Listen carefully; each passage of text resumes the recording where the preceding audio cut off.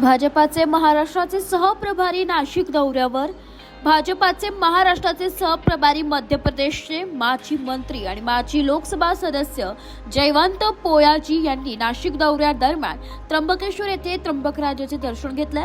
या पावन क्षणी नाशिक जिल्हाध्यक्ष सुनील बच्छावसर यांनी जयवंत पोयाजींचे मनापासून स्वागत केले. त्र्यंबकेश्वर येथील भाजपाचे सर्व पदाधिकारी व उपस्थितांनी जयवंत पोयाजींचे हार्दिक स्वागत केले.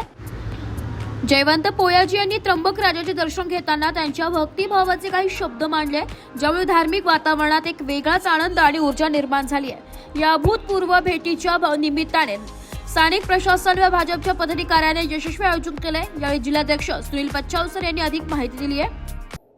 महाराष्ट्राचे सहप्रभारी, त्याचप्रमाणे मध्य प्रदेशचे माजी मंत्री आणि माजी लोकसभा सदस्य जयभान पोयाजी यांचं नाशिक येथे आगमन झालेलं आहे. त्याच पद्धतीने ते महाराष्ट्राचे सहप्रभारी या नात्याने नाशिकमध्ये प्रथमच त्यांचं आगमन झालेलं आहे. मी त्यांचं मनपूर्वक स्वागत करतो.